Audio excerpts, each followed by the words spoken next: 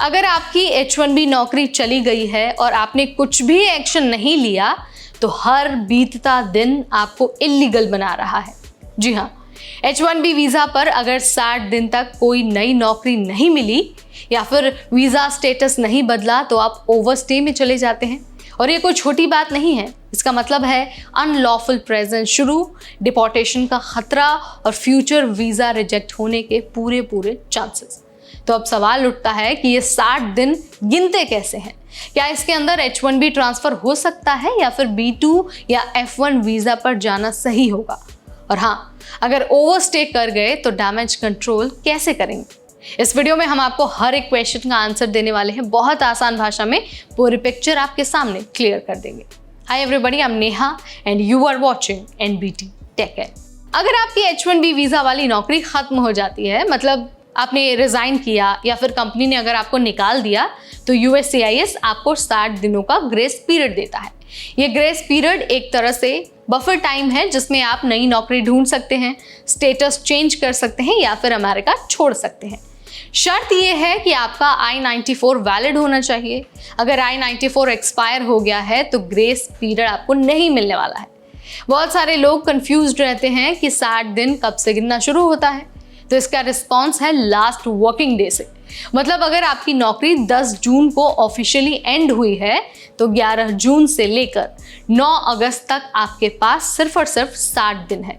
अगर termination letter में आगे की तारीख है तो USCIS अक्सर उसी को ऑफिशियल टर्मिनेशन मानेगा, इसीलिए डॉक्यूमेंटेशन को आपको संभाल कर रखना है। अब सवाल ये है कि इन 60 दिनों में क्या क्या आप कर सकते हैं। तो पहला ऑप्शन है H1B ट्रांसफ़र। अब देखिए, अगर नई कंपनी रेडी है और आपका H1B ट्रांसफ़र हो सकता है तो आप उससे कॉन्टैक्ट कर सकते हैं। USCIS को टाइमली एप्लीकेशन भेजना बहुत ज़रूरी है। इसके अलावा आपके पास स्टेटस चेंज का भी ऑप्शन है।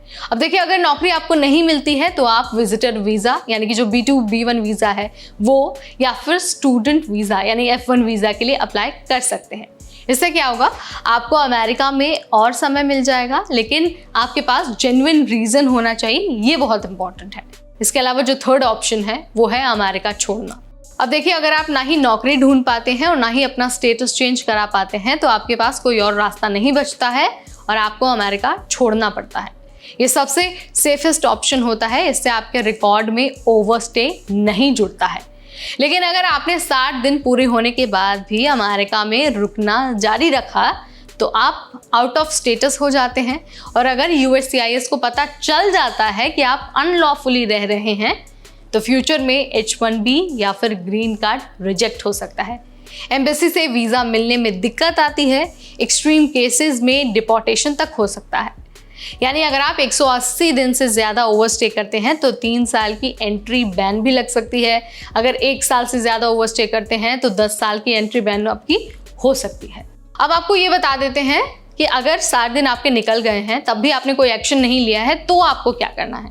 तो देखिए, घबराना नहीं है। सबसे पहले तो रामबाण इलाज है, लेकिन जल्दी से जल्दी आपको जो एक्सट्रीम स्टेप है वो लेना होगा। सबसे पहले तो आप किसी एक्सपीरियंस इमिग्रेशन लॉयर से इमीडिएटली कांटेक्ट कर सकते हैं। USCIS में स्टेटस रिस्टोर करने की कोशिश करिए।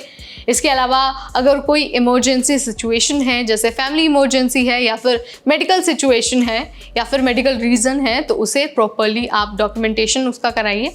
फ्यूचर में USCIS या फिर एम्बेसी में ट्रुथफुल और डॉक्यूमेंटेड एक्सप्लेनेशन देना बहुत ज़रूरी होगा। तो भाई, H1B पर अगर आप रह रहे हैं तो ये वीज़ा बहुत मजबूत है, लेकिन इसके जो नियम हैं वो बहुत सख्त हैं। नौकरी जाने पर आपको घबराना नहीं है। आपके पास 60 दिन होते हैं, लेकिन हर दिन की अपनी कीमत होती है। ओवरस्टे का मतलब है मुसीबत खुद बुलाना, इसलिए वक्त रहते आपको सही एक्शन लेना बहुत ज़रूरी है।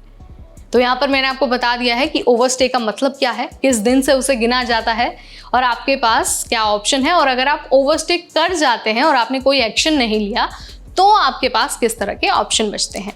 आई होप आपके मन में अब कोई डाउट नहीं होगा, सारे सवालों के आंसर आपको मिल गए होंगे।